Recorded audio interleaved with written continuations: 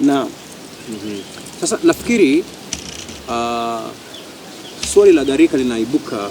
Tutaanza kuangalia mbona jinsi ambavyo katika masomo yaliyotangulia tulianza kujiuliza swali, mashtaka ni kuhusu Mungu, basi kesi fulani inapoibuliwa mbona Mungu anaingishwa katika Anakuwa mashtaka yale. Sawa. Sasa kwenye kitabu cha Mwanzo, naomba kama itakuwa hii Biblia tulionayo ya Kiingereza bado, kitabu cha Mwanzo kuna ule mstari wa 3 pale. Hapa ndipo tunapata wanadamu wanatoa nadharia potovu ya kwamba Mungu aliweza kutangaza ya kwamba maisha ya binadamu itakuwa ni miaka 120. Kwanza nafikiri uelewa huo si sahihi, kwa sababu miaka 120 sio kimo cha au urefu wa maisha ya mwanadamu. Sura ya ngapi? Sura ya 6 mstari wa 3. Bali alikuwa anazungumzia nafasi ya mlango wa rehema uliokuwa wazi kwa wanadamu kabla ya gharika. Ukisoma anasema vipi? Mwanzo ngapi? Mwanzo 6 mstari wa 3. Mstari wa 3. Maandiko yanasema hivi. Bwana akasema, roho yangu haitashindana na mwanadamu milele. Naam. Kwa kuwa yeye naye ni nyama. Basi siku zake zitakuwa miaka 120. Asante. Kwa hiyo kipengele cha kwanza, nafikiri hii ndio sentensi ya kwanza katika maandiko kwenye kitabu cha Mwanzo ama katika ujumla wa Biblia, ambao inasema ya kwamba unafika wakati Mungu anafika anakuwa natangaza mwisho wa rehema zake, anachoka. Unaelewa? Sawa. Hiyo kwamba kuna wakati wa kupembeleza na kuna wakati wa kuamka na kufanya nini? Kuachia kila mmoja wanadamu. Katika nadharia ya kwamba Mungu fika wakati ambapo anafunga mlango. Kwa hiyo anasema hapa kwamba roho yangu haitapambana na mwanadamu siku zote. Sasa kile ambacho tunafaa tufahamu ya kwamba Mungu huwa hafiki pahali akachoka na mwanadamu. Kwa hiyo kwenye roho yangu haitashindana, manake ni nini? Manake kulikuwa na hali ya kusukumana kati ya roho wa Mungu na akili za wanadamu, ambazo kimsingi na zenyewe zilikuwa ziko chini ya influence ya roho mwingine. Si hivyo? Sasa hapa kauli ambayo tunataka tuinakiri zaidi kwa zote, huu mshindano. Unajua mahali kuna mashindano, kuna maana kwamba kuna mvutano ambao unavuta katika pande mbili tofauti. Kwa hivyo roho wa Mungu anavuta kuelekea huku, naye roho aliye ndani ya mwanadamu ambaye imekuwa ya binadamu. Okay, tunajua ni ya shetani, ila wakati ambao shetani amepatia mwanadamu mawazo yake, yale mawazo ya shetani yanakuwa ya nini? Ya mwanadamu anapoyakubali. Tulisema kwamba wazo la Mungu ambao ni sheria yake, binadamu anapolikubali, ile wazo la Mungu linakuwa ni wazo la yule mtu. Kwa hivyo shetani naye anapotoa wazo kwa mwanadamu, naye mwanadamu anapokubali lile wazo linakuwa la nani? La binadamu. Kwa hiyo Mungu anapopambana hapa, anapambana na mawazo ya shetani ambayo binadamu ameyakubali na kuyapokea. Okay? Ila kipengele cha muhimu sio hicho. Cha muhimu ni kwamba unapoona ya kwamba Mungu anapambana, inamaanisha kuna mvutano katika mielekeo miwili tofauti. Sawa? Sawa. Sasa cha msingi hapa cha kujibu ni kwamba sentensi hii kwamba roho yangu haitashindana inawakilisha wazo lipi? Inawakilisha wazo kwamba Mungu amechoka, anataka sasa akate nini? Rehema, au inawakilisha nini? Sawa? Lakini katika mazungumzo ambayo tumekuwa nayo katika masomo yetu, tumepata kwamba Mungu ni Mungu wa uhuru. Sawa? Na binadamu amepewa uhuru wa kuchagua kuwa katika wigo wa ulinzi ambao ndio rehema ya Mungu. Kwa hiyo inaposema kwamba Mungu anaposema kwamba hawezi pambana na wanadamu siku zote, inamaanisha ya kwamba itafika wakati ambapo binadamu atakuwa amekomaa katika uamuzi wake wa kuwa nje ya ulinzi wa nani? Wa Mungu. Kwa hivyo sentence hiyo itakuwa inadhihirisha kitu kimoja, ya kwamba itafika wakati ambapo Mungu ataweza kuheshimu uchaguzi wa binadamu. Na wala sio kwa maana ya kama Mungu atakuwa amechoka na wanadamu, amewapatia tu siku ngapi? Siku hizo ambao ni miaka 120. Hiyo ndio pointi ya kwanza. Haya, kwa hivyo pointi ya pili ni hii. Kwa hiyo kulingana na mujibu wa uhuru wa Mungu, tabia yake ya uhuru, inafikia mahali ambapo inabidi asimamishe kazi ya kumkomboa mwanadamu kutoka kwa yule simba anayenguruma ambaye tulimuona jana? Kimsingi nafikiri tunasema ya kwamba sio kwamba Mungu anasimamisha kazi ya kumkomboa binadamu. Kwamba binadamu hana uwezo tena wa kuweza. Hebu kidogo Ananaya, kimbia nyumbani, nakohoa sana, kimbia nyumbani. Binadamu ndiye ambaye amesitisha uwezo wake wa akili wa kupokea wito wa Mungu. Yaani ni kama dhambi ya kukufuru Roho Mtakatifu. Sio kipimo fulani ambacho Mungu amekuwekea. Sio? Kuna rafiki mmoja ambaye yuko Amerika kule, alikuwa anauliza swali kwenye siku fulani kupitia mazungumzo ambayo tumekuwa nayo. Anauliza, kwa hiyo kama mnasema Mungu ako na huruma na rehema zake ni za milele, sasa kuna dhambi ambayo Roho hasamei. Hiyo dhambi inamaanisha kitu gani? Je, inafika wakati ambapo Mungu hasamei, hawezi msamea mwanadamu, hawezi mchukua mwanadamu? Hiyo ndio hii dhambi inayotendwa na wale watu wa gharika. Hiyo ni dhambi gani? Ni wakati ambapo binadamu Roho wa Mungu ambaye ndiye analeta mawazo ya Mungu na uzima wa Mungu tunaipusha away. Yaani tunaikandamiza, tunaikataa. Tunaendelea kuikataa. Mwisho uwezo wetu wa akili wa kuweza kukubali na kupambanua mema na mabaya unafanya kitu gani? Unakufa ndani yetu. Matokeo yake ni kwamba hata Mungu akiendelea hakuna mabadiliko ambayo atakayoyaleta katika akili ya nani? Ya huyo mwanadamu.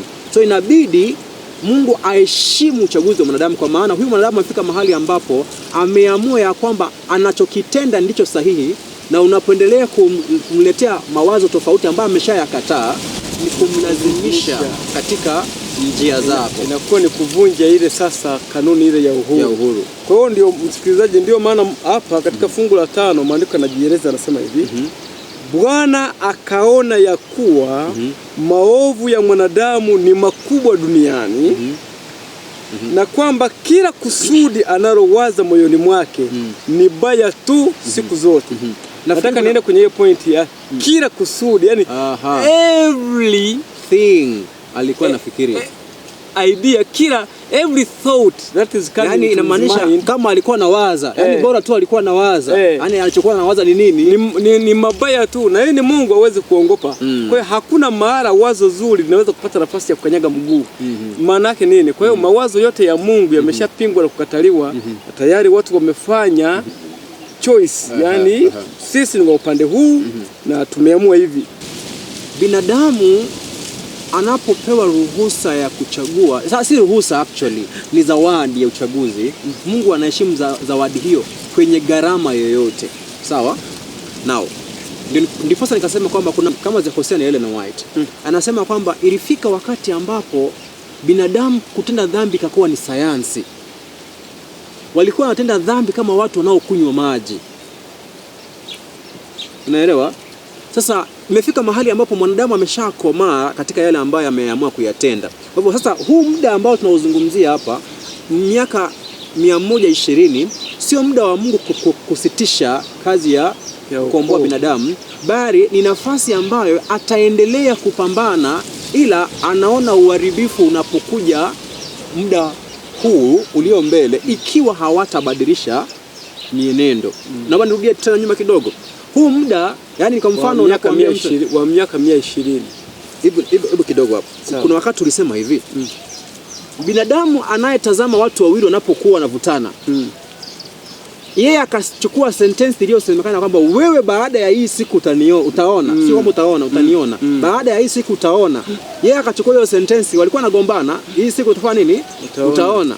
Baada ya hapo zile siku zikatimia, na hakika mabaya yakatendekea yule mtu ambaye aliambiwa utaona. Moja kwa moja wajasusi wa nchi yoyote ile wataanzia yule aliyesema kwamba baada ya hizi siku utafanya nini? Huyo ndiye wanafikiria yuko na siri yote yaliyotendeka. Kwa hiyo sasa Mungu anapotoa muda huu ni kama huyo ndugu anayekuwa katika mvutano wa maneno, kumbuka ndio pambano, na jirani yake au rafiki yake. Lakini haya ambayo Mungu anasema utayaona baada ya hili, kwa maana Mungu huwa anajua mwanzo hadi nini? Hadi mwisho. Anaona yaliyo mbele. Sawa? Kwa hiyo kwa sababu yeye ni Mungu wa upendo, inabidi atangaze na atangazie watoto wake hatari iliyo wapi? Iliyo mbele. Sasa huo ni upendo na wala sio vitisho, unaelewa? Unapoangalia mtu anaenda mbele, unamwambia by the time unafika kule utakufa. Unaelewa? Utapata hatari, yani hapo anatoa hatari ambayo anaitoa kwa upendo kwa ajili ya mtoto wake. Kwa hivyo ikiwa watabadilisha njia, then ile hatari iliyokuwa mbele haitawapata. Ile ikiwa hawatabadilisha njia, ile hatari iliyokuwa imeonekana mbele itafanya nini? Itawapata.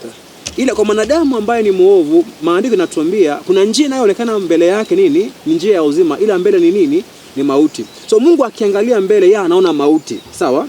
Na of course wanadamu wote tangu mwanzo kuanzia Adamu na wa kwanza mwingine baada ya hapo aliyekuwa na hiyo nadharia ya haki bandia ni Kain, wanasema Mungu ndiye anayewaadhibu. So wao wanatafsiri ya kwamba yanayokuja ni Mungu anaenda kuyaleta. Ndio maana lugha ya Biblia imeandikwa kwenye lugha ya kioo pale. Yale ambayo Mungu hata yazuia yasitendeke, kwa maana amezuia na mwanadamu kuzuia hayo, wanawekea Mungu ndiye ambaye ametenda. Hii ni kawaida ya wanadamu. Mimi nimekuwa katika jamii ambazo kuna maneno fulani ukiwa unamwambia mtu mtu anasema hivi, usiwe unaongea hivyo utaniletea laana. Wewe ndio ushindwe. Ushinde. Na hata hiyo nafikiri kumbe hata unajua. Mtu anakuambia hivi, usiniambie mimi hivyo. Unaona utakuja kuniletea laana. Namwambia anakula vibaya, nakumbuka naambia mtu kwamba unakula vibaya ili atakuletea ugonjwa. Utakuja kuumwa hii hapa. Naambia ashindwe. Umeelewa hapo? Na kwamba wewe unachomwambia ni wewe unamletea. Wewe ndio utaleta. Kumbe wewe unaongea kwa sababu unajua impact ya hicho kitu namna ambavyo itakuwa. Ni sawa na mzazi anamwambia mtoto wake kwamba wewe utakuja kuwa mwizi. Umeelewa? Ni kama ameanza kudokoa vitu nyumbani, anaanza kudokoa. Ni mara nyingi sentensi hiyo inatoka kwa wazazi kwamba kama utaendelea hivi utakuja kuwa mwizi. Kwa nini? Kwa sababu huyu mzazi anafahamu mwanzo wa wezi huo unakuwaje. Na anaona huyu mtoto naye ameanza kuvaa hivyo viatu vya kuelekea katika hatua ya nini? Ya wizi. Hivyo kesho akija kuwa mwizi kweli, hatuwezi kusema kwamba ni baba yake alimlaani huo wizi umpate. Unaona? Sasa akili zetu mama, kuna ile sentence inasemekana baba na mama anakuambia hautaenda mbali. Kwa maana yake si kwamba anakulaani, anaona mienendo yako nao ifuata, anajua mwisho wake haya atakupeleka katika uzima. Kwa hiyo ikiwa sisi tu katika maisha ya kawaida mtu akisema vile na kweli mambo yakatokea, huwa tunasema kwamba ni wao ndio wameleta yale mambo juu yetu. Vipi kwa upande wa Mungu? Utaona kwamba pia tunamvisha Mungu hayo kwamba kwa sababu the last time ni Mungu ndiye alizungumza hivi na kweli yametokea, then kwa vyovyote ni Mungu ndiye amefanyaje? Amefanya. Huwa nawapa challenge watu wale ambao tunakutana nao katika mada hizi, wakati mwingine wanakuwa wagumu kuelewa. Wanashikilia sentensi kwamba si Mungu ndiye aliongea. Umeelewa? Kwa kuwa Mungu alisema hivi utakufa hakika. Wengine wanasema Mungu ndiye alileta kifo. Kwa sababu yeye ndiye wa kwanza kabisa kuongea juu ya habari ya kufa. Kwa hiyo kama kufa kuko duniani, kwa vyovyote aliyesababisha, aliyekileta kifo ni nani? Ni Mungu. Basi wakati huo wanahubiri kwamba Roma alibadili sheria ya ibada kutoka Jumapili kwenda kutoka Jumamosi kwenda Jumapili. Na wanapohubiri hivyo wanalifaa kwenye uhubiri kwenye unabii wa Daniel, naye ataazimu kubadili majira na sheria.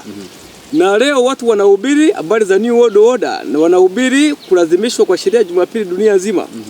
Lakini ni nani aliyeongea in the first place kabla hata ya Rumi yenyewe kubadilisha kuwepo kuchukua utawala? Ni Mungu ndiye aliongea mwaka kama 600 na BC, hata kabla yenyewe wazo lenyewe wanadamu hawajakuja wa kutimiza haya. Kabla hata ya wazo lenyewe hilo alijakuja kwamba utainuka utawala, na utawala huo utakanyaga sheria ya Mungu chini, utakanyaga neno la Mungu chini, na utatesa watu wa Mungu. Miaka kama 100 kitu BC, jumlisha Yesu anapokuja pale, nafikiri inaweza kuwa kama miaka 1000 hivi ukiunganisha hapo. Unaona? Kwa sababu Roma simebadili mwaka 500, mwaka 500 ndio imeanza hivyo, lakini mwaka 300 si ndio imeanza process za kubadili. Ukichukua ile 300 ya AD ukajumlisha na ile 600 ya BC, then unakuwa unapata kama miaka 800. Si ndivyo? Mungu akiwa tayari ametoa hiyo tahadhari. Sasa tukishikilia kwa sababu Mungu ameongea, inabidi hiyo nayo tuseme kwamba Ni Mungu ndiye aliyeweka hiyo roho ya Roma kubadili sheria. Nafikiri kuna watu wanaosema vitu kama hivyo kwenye mambo ya predestination, Calvinism.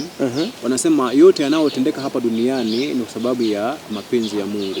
Kwa maana nyingine wanasema ya kwamba hamna lolote ambalo linaweza tendeka isipokuwa Mungu ndiye aliyeliordain.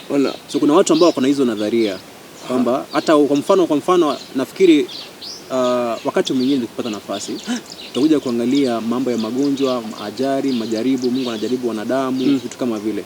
Wengine wao wanafika mahali ambapo akipata ovu, inapokuja ovu limetendeka. Kwa mfano leo nikatoka na gari nikaenda nikapata accident. Wanaamini kwamba hilo limetendeka kwa maana yake Mungu alikuwa amelipanga. Na kwa hiyo nafaa nishukuru kwa maana ule uovu ambao Mungu alikuwa amepanga ndio umenipata mimi, angalau umeshapita. Sasa nishukuru kwa maana yake umeshapita. Nimebaki hai na niendelee kuomba nishinde linalokuja mbele kwa maana Mungu ameshalipanga. Na unaomba kwa yule anayepanga. Sasa haya ni mawazo ambao baadhi ya makafiri wanafanya wakane Mungu. Kwa hiyo ni kusema kwamba unapoomba your prayers changes God's plan. Yaani unapoomba unabadilisha plani za Mungu na sio kwamba Mungu anabadilisha plani za shetani katika maisha yako. Umeona sasa ambavyo tumegeuza. Kwa hiyo nitaka nimalizie hapa kwamba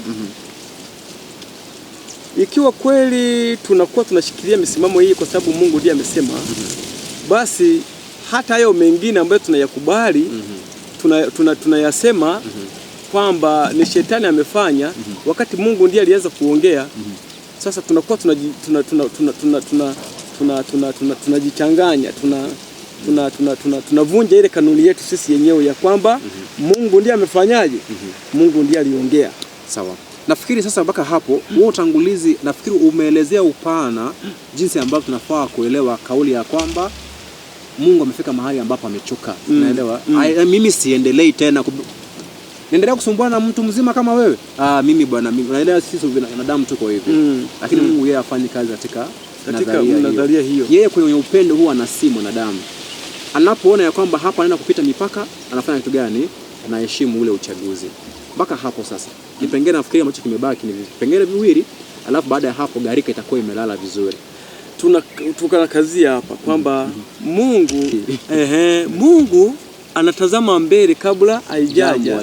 Na kwa nini anaweza katika mambo fulani? Ni kwa sababu anajua kanuni na njia zinazoelekea kwenye mabaya na njia zinazoelekea kwenye mazuri. Hebu kidogo kabla hata uendelee mbali, ningeomba camera person nisaidie na toa hindi moja ambayo limeharibika pale, mbegu moja tu tupatie hapa mbele.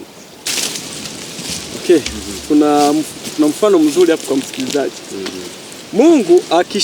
Mungu anajua njia inayoelekea kwenye mabaya na anajua njia inayoelekea kwenye mazuri. Si ndivyo? Anaelewa mwisho. Anaelewa kwa hiyo kutokea hapo ndipo Mungu anapojua mwisho utakavyokuwa. Si ni kweli? Ambao pia na sisi uwezo huo tunao kwenye kiwango fulani. Kwa kiwango fulani. Ndio maana mzazi anamwambia mtoto wake, kwa hivi utafanikiwa, kwa hivi utakuja kufanya hivi. Daktari anamwambia mtu hivi, kwa kula hivi utakuja kupata saratani, na hajamtakia saratani. Na hajamtakia. Kwa hiyo Mungu kwa kujua njia nzuri inaelekea kwenye mazuri, anaiona dunia ile ya watu wa nyuma ya gharika tayari wameshakataa kabisa kwenda kwenye njia nzuri, wamehama, wameenda kwenye njia iliyo mbaya. Sasa nafikiri kwa sababu ya muda tutumie kanuni hii moja kwa moja tumalize, alafu tutaondoka kwenda kwenye kipengele kingine. Kwa hivyo msikilizaji, hii ni hindi na of course haipo kamilifu, na maana tumechukua tusijaribu chakula ya mama nyumbani. Assume nichukue punje moja kutoka hapa, assume nimechukua punje kutoka kwenye hindi hili alijakomaa, sawa? Punje hili nikipatia mkulima aliye na experience, uzoefu wa kilimo, kumpatia ile punje, bora anajua mbegu husika na anajua mazingira mbegu ile inafaa ipandwe. Kutoka kwenye mbegu ile iliyokuwa mkononi mwake ataweza kuambia mti wenyewe utaonekana namna gani. Kwa hivyo nisaidie na hiyo. Kwa hivyo kutoka kwenye punje iliyo kwenye mkono anaweza tazama akaona huu mmea ila haupo, akaona jani litakuwa vipi na jinsi ambavyo hata yamepanga. Na ikiwa ulimpatia punje ambayo itakuja punje nyekundu, anajua itakuwa nini? Itakuwa nyekundu. Hayo yote habari hiyo kwenye mbegu, na atajua kimo cha mmea huo, kama anajua ni mmea wa asili gani, sio? Na pia atajua utachukua muda gani uweze kufika katika stage ya nini, ya kukomaa. Unaelewa? Kwa kifupi, kipengele cha msingi hapa ni kwamba Mungu anapokuwa anaona mbegu fulani ndani ya moyo, whether ni mbegu ya uzima ni yake, anajua mwisho wake. Mbegu ya mauti anafanya nini? Anajua mwisho wake. Kwa hivyo ana uwezo wa kutangaza mwisho wa jambo kabla halijatendeka, akiona kanuni yenyewe husika. So mpaka pale, hii ndiyo kanuni ambayo tunaitumia katika kuelewa hatari ambayo inakuwepo kama hautaweza kufahamu hili katika matamshi ya Mungu kuhusu mambo ya mida. Okay? Ila kwa makusudio la Mungu sio kwamba sasa tukwame kwenye mida fulani ambayo ameitoa, ambayo hatari inakuja mbele. Ni kutuonya tujiandae, tubadilishe na tuwe katika sehemu au katika upande unao sahihi, lakini sio tukwame kwenye mambo ya nini, ya unabii anaoutoa. Kuna wale wanasema kwamba lakini utafanyaje bwana, kama Mungu ameshaongea, kama ni unabii umeshazungumzwa, utafanyaje? Lazima yenyewe yatukie. Alafu akiwa na maana kwamba kuna sababu yoyote ya kukimbia, ya kujiepusha na tatizo, kwa sababu tayari Mungu ameshafanyaje, ameongea. Sasa nafikiri hicho ndio kipengele ambacho nataka tuingie, kwa sababu ya muda pia, ndio somo hili lisikuwe ndefu sana. Lengo la Mungu kutoa huo muda ni kutafuta wanadamu ambao watakubali kuingia katika ulinzi. Sawa? Kwa hiyo sio kwamba Mungu anatamka huu muda bila sababu. Ni kwa sababu anajua baada ya huu muda hakutakuwa na ulinzi mwingine nje ya wale ambao watakuwa wamejitoa kwa wake. Unaelewa? Kwa hivyo lengo la muda ni kwamba anahitaji mtu ajue hatari iliyo mbele, ndiposa akimbilie mahali ambapo kimbilio kinapatikana. Na kitabu cha Mwanzo 6, naomba tuenda pale. Mwanzo 6:17. Sasa vipengele ambavyo tunatafuta katika masomo haya ama katika muda ambao umesalia ni vipengele karibu kama vitatu au viwili. Kipengele cha kwanza ni kudhihirishia yule ambaye anafuatilia kwamba hatari yenyewe ilikuwepo. Sawa? Na kipengele ambacho baada ya hapo tutakizingatia ni kwamba na hatari hii ilipokuwa inaenda kutokea, ilitokea kwa njia gani? Vipengele tu viwili, alafu somo la gharika tutalifikia mwisho hapo. Nao tuende kitabu cha Mwanzo 6:17. Anasema namna gani? Mwanzo 6:17. Anasema 11. Anasema dunia ikaharibika mbele za Mungu. Kwa hiyo dunia tunayozungumzia hapa si wanadamu, tunazungumzia ardhi, mazingira. Okay? Sasa mpenzi, kile ambacho tunatafuta hapa ni kutafuta ushahidi ya kwamba dunia yenyewe ilikuwa imejaa dhuluma na uharibifu ambao Mungu ndiye aliyekuwa anauzuia. Kitabu cha Mwanzo 6:11 inasema kwamba dunia ilikuwa imeharibika kwa sababu ilikuwa imejaa dhuluma. Now, dhuluma nao itafuta hapa, the word violence ni uharibifu ambao ni ukatili na uasi na bugudha ambao zilikuwa zimejaa. Now, kawaida unaposema kwamba dunia imejaa dhuluma katika mtazamo wa sentensi hiyo, huwa unawakilisha au unalenga kuelezea tabia ambazo binadamu wanazitenda katika ulimwengu au katika dunia. Now, ila ninaposoma neno hili, lengo la kusoma sentensi hiyo ni kudhihirisha ya kwamba dunia tunayozungumzia hapa ambayo imejaa dhuluma ni dunia yenyewe asilia na wala sio wanadamu matendo yao. Kwa nini nasema hivyo? Ni kwa sababu ukiangalia ule mstari ambao unakuwa katika 10 na ngapi hiyo sasa? 12 anasema Mungu akaiona dunia na tazama imeharibika, maana kila mwenye mwili amejiharibia njia yake duniani. Kwa hivyo dunia imeharibika kwa sababu ya njia ya wanadamu. Kwa hiyo dunia imeharibika na imejaa dhuluma kupitia njia za wanadamu. Na kumbuka kuna kipengele ambacho tulizungumzia katika majifunzo yaliyotangulia kwamba mwanadamu yote anayoyatenda huwa yanaathiri mazingira na viumbe wadogo waliokuwa chini yake, kwamba uasi wa mwanadamu huwa unaaksiwa au unachukuliwa na mazingira inakuwa ni kioo cha kudhihirisha yale ambayo binadamu anayatenda. Okay? Sasa haya ndio yanayotendeka katika kitabu cha Mwanzo 6 kwamba dhuluma ya mwanadamu na uharibifu wa mwanadamu unaonekana katika asilia dunia ambayo imejaa dhuluma na uharibifu, kwa maana nyingine ya kwamba dunia ilikuwa imeharibika tayari. Sasa kama dunia imeharibika tayari, haina maana yoyote ya kuzungumza ya kwamba unaenda kuharibu dunia, kwa maana tayari ipo katika hali ya uharibifu. Kinyume chake, itakuwa tu inadhihirisha ya kwamba Mungu ndiye aliyekuwa anashikilia uharibifu huu, ndiposa ampatie mtu mmoja au wawili nafasi ya kuweza kurejea.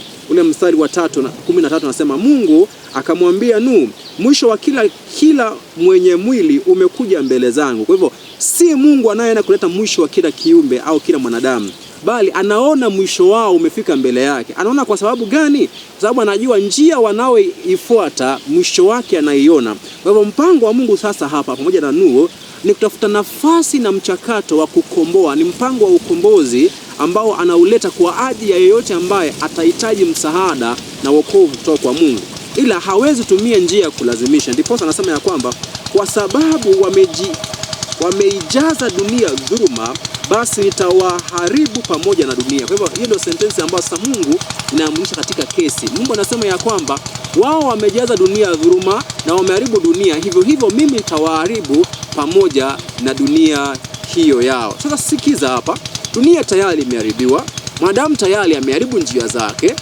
binadamu tayari amejaza dunia na dhuluma. Dunia imejaa dhuluma, Mungu ndiye anayeshikilia dhuluma iliyo katika dunia. Sasa anaposema anaenda kuharibu, hii sentensi ndiyo ambayo inafanya wanadamu wanasema ya kwamba Mungu ndiye ambaye anaenda kuangamiza, au ndiye aliyeleta gharika ikaweza kuangamiza wanadamu. Pointi ya msingi ni hii. Kumbuka uharibifu ambao Mungu aliweza kuwa amewekewa kwamba ndiye aliyeletea nyumba ya Ayubu.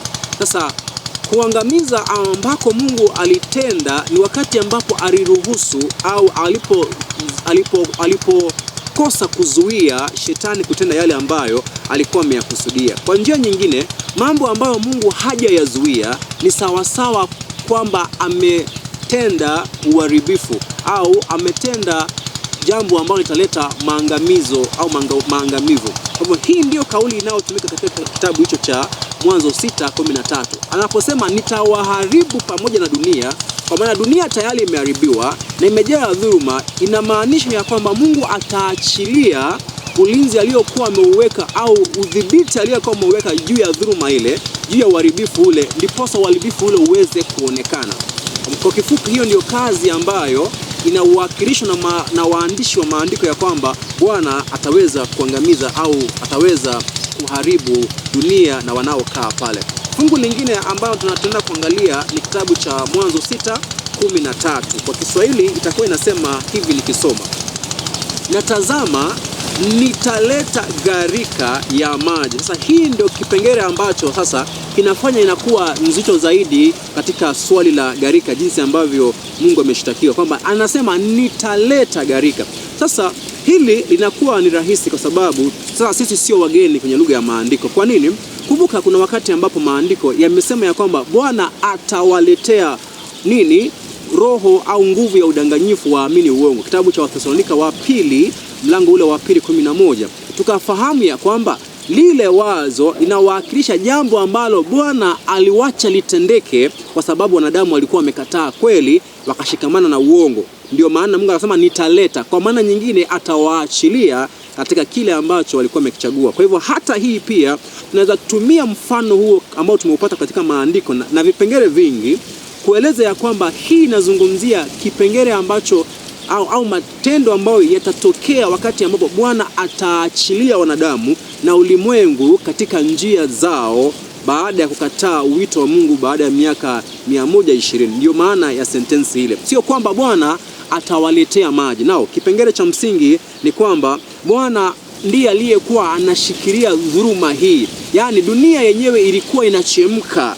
Dunia yenyewe ilikuwa inachemka, moto nini na nini, yote hayo maji yalikuwa yaani yeye ndiye aliyekuwa anazuia uharibifu usiweze kutendeka, maana binadamu alikuwa ameharibu mazingira yake. Sawa sawa, jinsi ambavyo leo hii katika mazingira tofauti tofauti tunayoyaishi tunazungukwa na hatari nyingi ambazo hatuzifahamu na hatuzione katika macho, ila zipo, lakini hazituletei madhara kwa sababu Mungu ndiye ambaye ametuzunguka na rehema yake ndiyo ambayo inatufunika katika matendo yetu ya uasi. Sasa baada ya hapo ninaomba nikimbie sasa kudhihirisha vipengele viwili ambavyo vitakuwa ndio mwisho wa somo la gharika. Kipengele cha kwanza ni kuonyesha jinsi ambavyo maji haya yaliweza kuja kupitia ushahidi wa maandiko, tupate ya kuona kwamba Mungu si aliyeleta yale maji, bali ndiye aliyekuwa amefanya kazi ya kudhibiti uharibifu huu usiweze kutendeka kwa miaka mingi, akiwapa ruhusa na nafasi watoto wake waweze kutubu. Kitabu cha Ayubu, kile cha Ayubu 22, kitabu cha Ayubu, naomba nifungue Biblia hapa ya Kiswahili kwa maana itakuwa ni rahisi mimi nikisoma Biblia ya Kiswahili. Kitabu kile cha Ayubu 22:15 inasema hivi: Je, utaiandaa njia ya zamani waliokanyaga watu waovu? 16 ambao walionyakuliwa kabla ya wakati wao, msingi wao ulimwagika kama kijito cha maji. Nao kuna vipengele hapo vya muhimu. Watu naozungumziwa ni watu ambao wanaitwa waovu, walifuata njia za uovu. Matokeo yake ni kwamba walikufa kabla ya wakati. Kwa maana nyingine, kuna watu ambao wanakufa kabla wakati wao wenyewe haujafika. Kwa hivyo hauwezi sema ya kwamba Mungu amewekea watu, kila mtu nafasi na muda wa kufa. Kwa maana ikiwa iko hivyo, hapo tunapata kwamba kuna muda ambao angalau mtu alikuwa nafaa aishi, ila kwa njia zake alizokuwa naishi anakatisha kimo cha urefu ambao alikuwa anaweza kuishi. Kwa hivyo kuna watu ambao walikufa kabla ya wakati.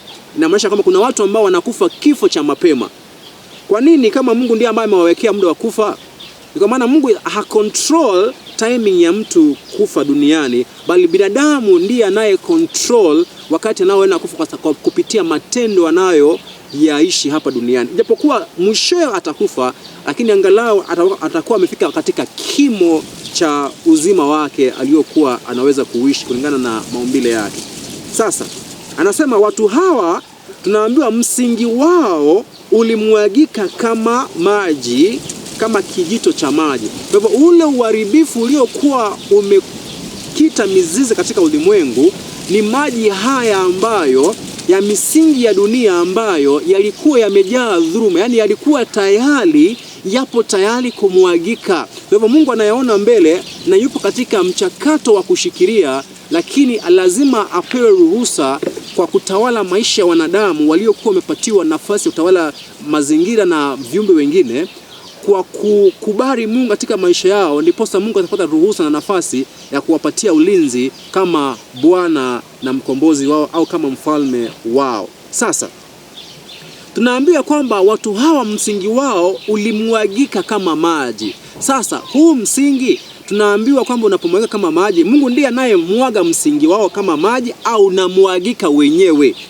Sasa kwenye maandiko hapo tunaambiwa hivi, msingi huu wao ndio unaomwagika kama maji, na wala sio kwamba unamwagwa kama maji. Hamna, ndio wenyewe ambao unamwagika kama maji. Kwa hivyo nafasi ya Mungu ilikuwa ni gani ya kuangamiza pale? Sio kwamba ndiye aliyemwaga maji, bali kwamba yeye aliweza kuachilia wanadamu wafanye yale wanaoyataka, wafuate njia zao wenyewe, na matokeo yake ni kwamba dhuluma iliyokuwa imezuiwa ikaweza kudhihirika.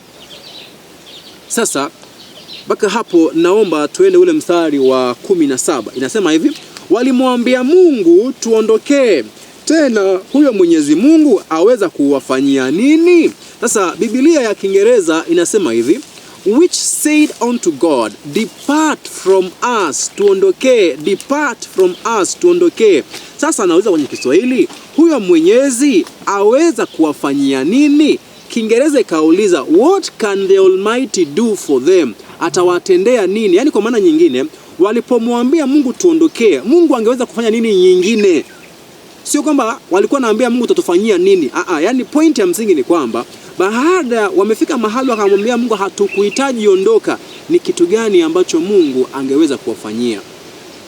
Kwa maana nyingine, kama wamekataa Mungu ambaye amekuwa akishikilia dhuluma miaka hii yote, lakini wamekomaa katika uamuzi ya kwamba hawamhitaji, basi ni kitu gani kingine ambacho Mungu anaweza fanya? Naamini kuna jibu, kwa maana tumeshajifunza kanuni za tabia ya Mungu, kwamba Mungu huwa halazimishi mwanadamu. Kwa hiyo matokeo tu ni kwamba unahitaji uone hasira ya Mungu, ambayo kwenye maandiko hasira yake ndio inayofafanuliwa kwamba anaondoka na kuacha mwanadamu katika njia zile ambazo amezichagua. Na baada ya hapo tupate ushahidi wa pili. Baada ya hapo tuone tunamalizia kipengele hiki wapi. Kitabu cha Isaya.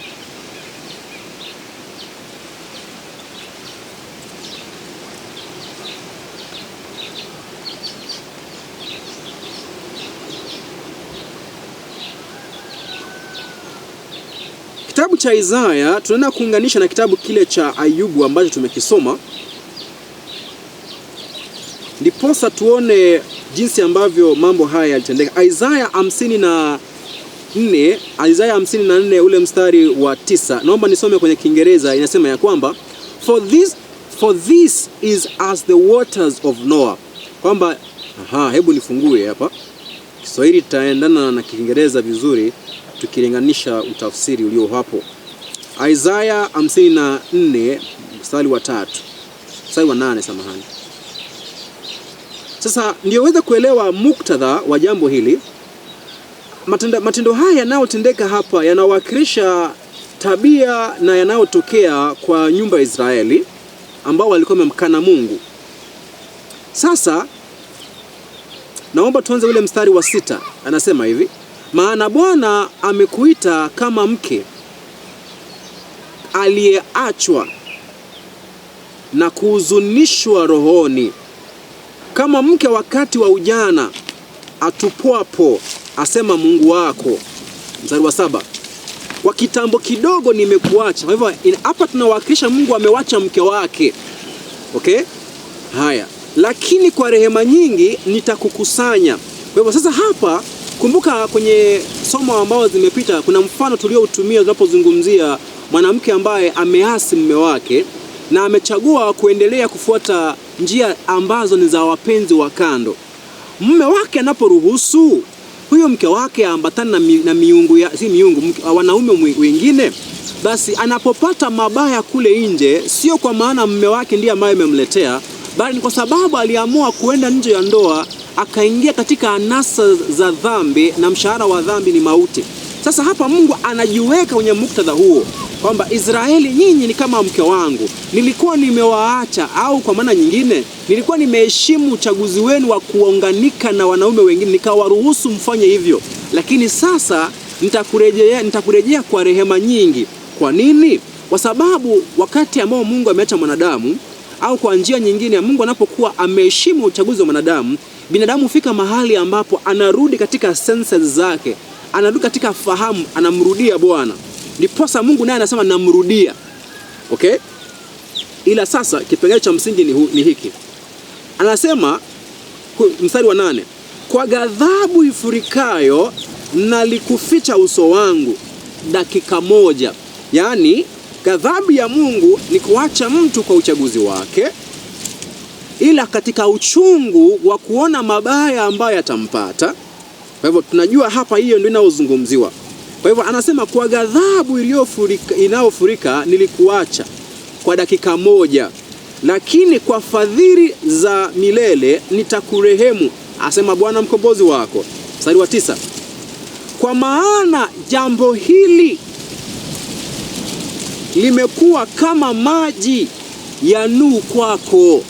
Kwa hivyo jambo ambalo tunalizungumzia hapo ya mume kuacha mke wake kwa hasira, kwa maana nyingine ya kuruhusu mke wake atende anavyotaka, ambao ni ghadhabu kwenye lugha ya maandiko, jambo hilo ni kama lililofanyika wakati wa maji ya Nuhu. Kwa maana nyingine, kwa wakati ya Nuhu Mungu alifanyeje?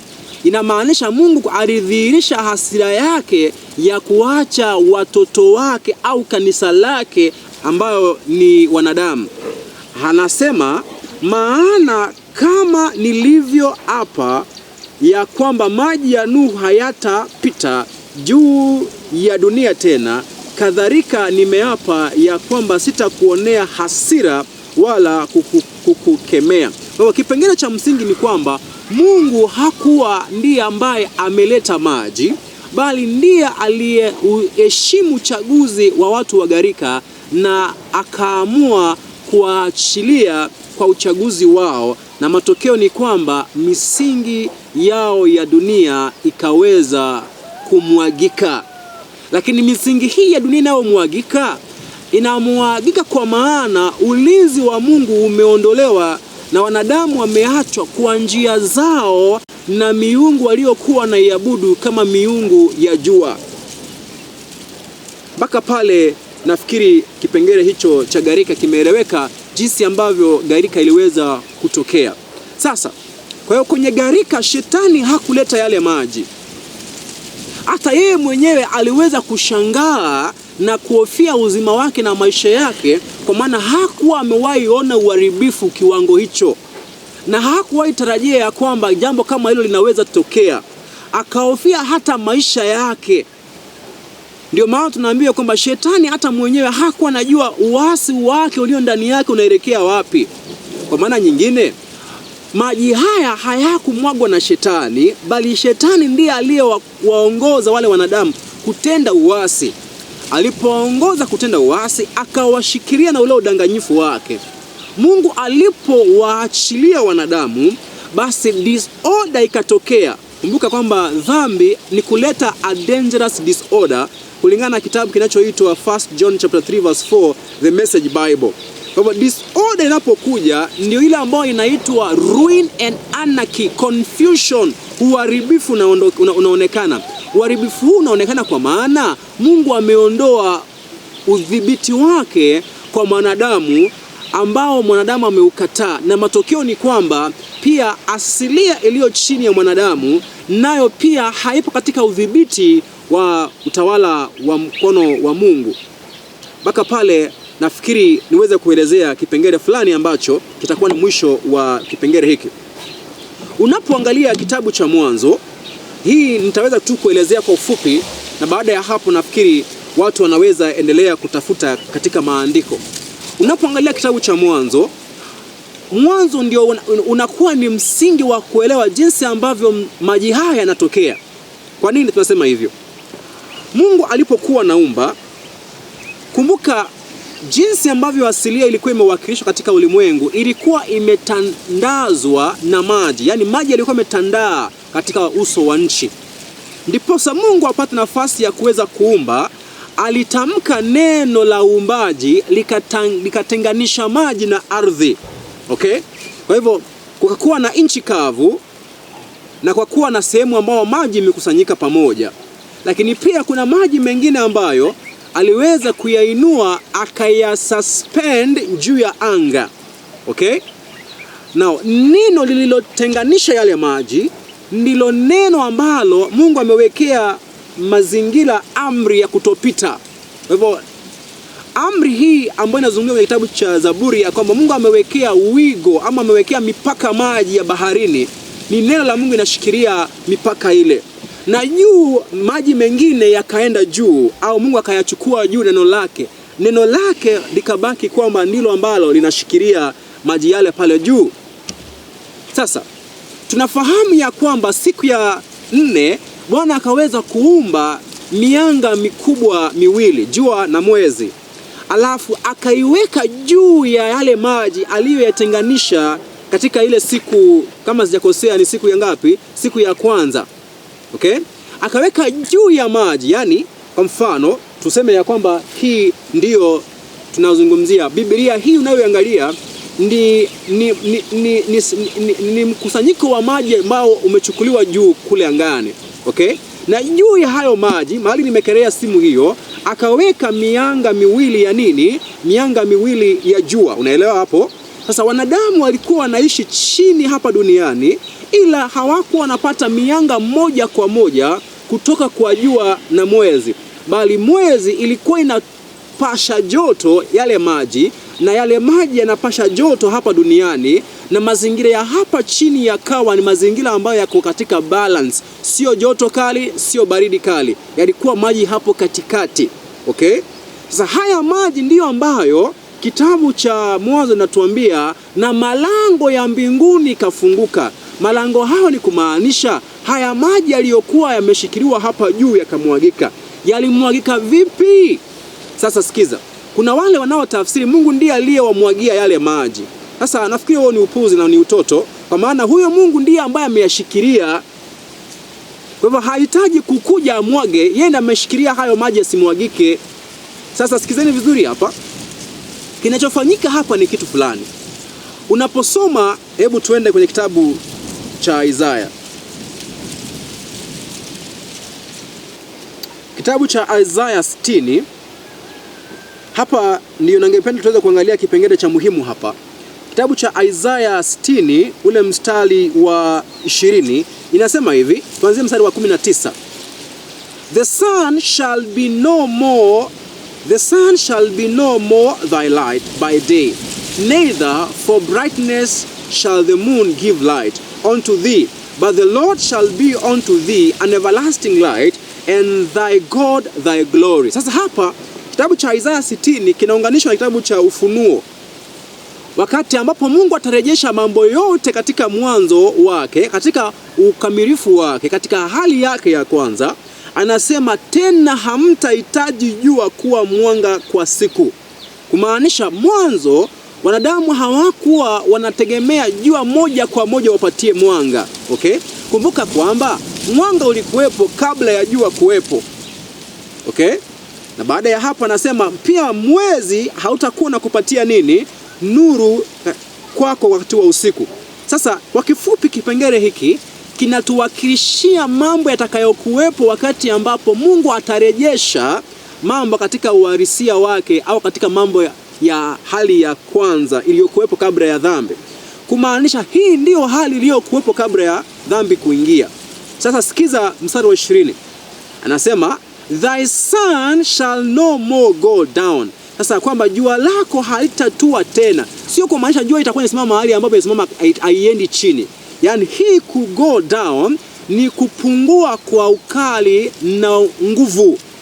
The energy of the sun haitaenda chini tena. Kumaanisha iliwenda chini tena, ila Mungu ataumba upya.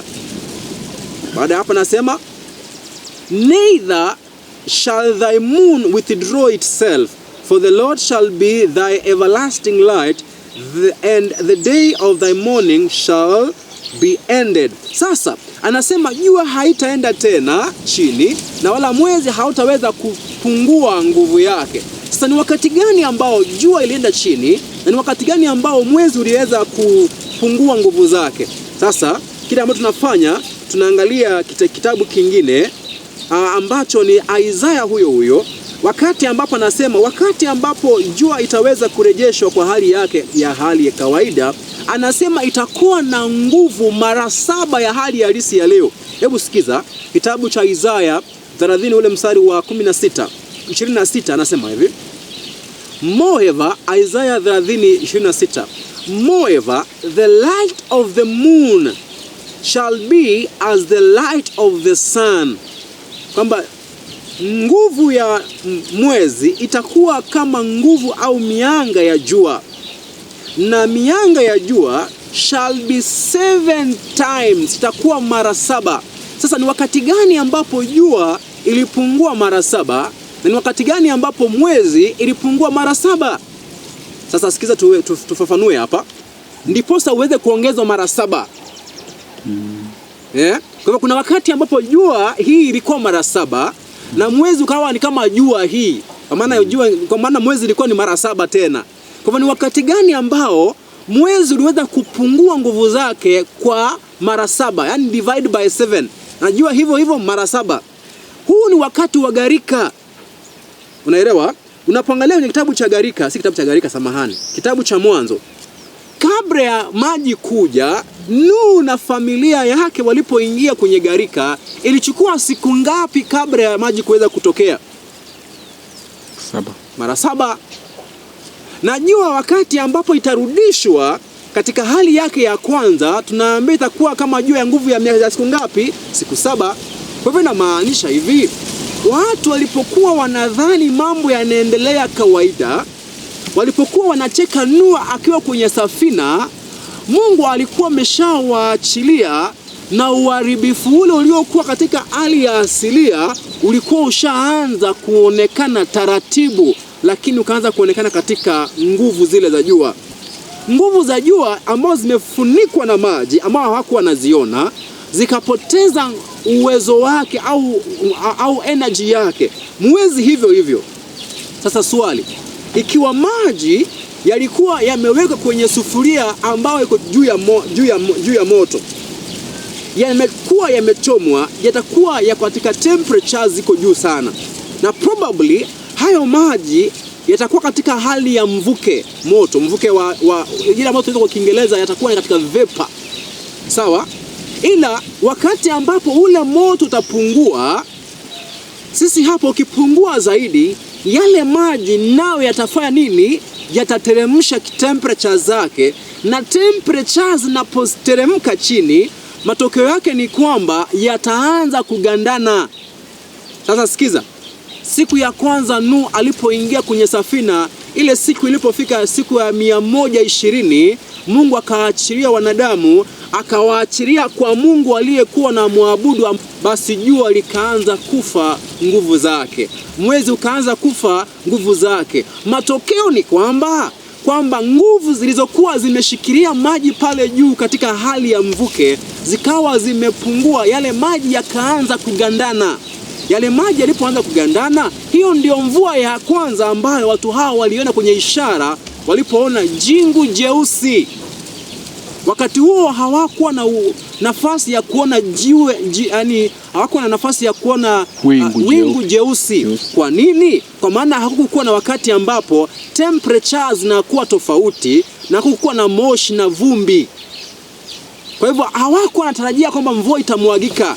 Ndiposa wanasayansi wa miaka hiyo walisema Nuhu ni kichaa, kwa maana jambo hili halijawahi tendeka, ila wakakosa kujua kwamba kulikuwa na Mungu aliyekuwa ndiye anayeshikilia kanuni za sayansi zifanye kazi katika utaratibu. Ila Mungu akiondoa ulinzi wake, basi nguvu zile za sayansi hazipo, kwa maana ni uzima wake na kanuni zake zinapokuwa zimevunjwa, basi inamaanisha ni kwamba ni uasi na uharibifu utakaoonekana. Ndiposa baada ya ile siku ya 7 wakaona dalili ya uangamivu juu ya anga, cloud nyeusi. Ile cloud nyeusi iliashiria ya kwamba kuna mabadiliko ambayo yametokea, ila mlango ulikuwa umeshafungwa tayari. Hivyo ndivyo ambavyo maji yaliweza kuja na kumwagika katika ulimwengu, na wala sio kwamba Mungu aliwamwagia maji. Mungu aliweza kuwaachilia kwa miungu aliyokuwa naiabudu, na wanadamu walikuwa naabudu kazi ya mikono yao na asilia ambayo Mungu alikuwa ameumba, hasa ibada za jua. Mpaka hapo naomba nimalize kwa kusema hivi: katika dunia hii unaposoma sayansi, nguvu za jua ndizo ambazo zinavuta kila kitu na kushikilia kila kitu. Na ndiposa nafikiria kwenye mambo ya biolojia pale na mambo ya jiografia pale, nafikiria wameweka jua katikati ya sayari zingine, sio? Ni kwa sababu nguvu za jua zinaathiri moja kwa moja kazi nyingine na uzima mwingine unaokuwa katika dunia na katika sayari iliyoumbwa. Kumaanisha wakati ambapo jua ilipopungua nguvu zake, basi nguvu zilizokuwa zimeshikilia kila kitu nazo zikapungua. Ndiposa maji ya juu yalipomwagika, pia maji ya chini nayo yakaanza kuja juu, kwa maana nguvu ambazo zilikuwa zimedhibiti zilikuwa zimefifia. Hivyo ndivyo ambavyo gharika iliweza kutokea, na ndio maana shetani naye aliweza kuhofia maisha yake, kwa maana jambo hilo hakuwahi liona na hakuwahi jua nguvu za Mungu ambazo zilikuwa zimedhibiti uharibifu. Wao wanasema, nikimalizia, kwamba mwanadamu huwa anafikiria kwamba kudhihirisha nguvu lazima muharibu mwanadamu mwenzako. Kwa Mungu sio lazima ya mambo yawe hivyo. Kwa Mungu anaweza dhihirisha nguvu kwa kuruhusu uharibifu uonekane aliyokuwa ameuzuia. Yaani ni kama mzee ambaye amekuwa akishughulikia mwanamke kwa nyumba ambaye hana shukrani. Mwanamke huyo akamwambia, hata wewe ukiondoka hapa hauna kazi yoyote, hauna maana yoyote, hauna msaada kwangu. Enda kabisa kule nje katembea, enda kaa kule nje, hata usikuje hapo kwenye nyumba. Yule mwanaume, kwa maana anajua kwamba alikuwa anafanya kazi majukumu pale nyumbani, hahitaji kumpiga yule mwanamke ndiposa aonyesha kwamba yeye anafaa. Anahitaji tu kuheshimu chaguzi wa yule mwanamke, akamwachia ile nyumba. Ndiposa yule mwanamke ataona uzito ambao yule mwanaume alikuwa ameubeba pale kwa nyumba. Ndiposa shetani akaona nguvu za Mungu katika uharibifu uliotendeka. Sio kwamba Mungu alileta uharibifu, bali shetani aliona nguvu iliyokuwa imedhibiti uharibifu uliotokea. Yaani, ikiwa huu ndio uharibifu, basi nguvu ambayo ilikuwa imedhibiti uharibifu huu lazima ikuwe inapita uharibifu ule. Ndiposa akajua Mungu kwa kweli alikuwa Mungu mwenye nguvu. Na Mungu wetu aweze kuwabariki. Katika somo takalofuata tutaingia kuangalia mambo ya Sodoma na Gomora.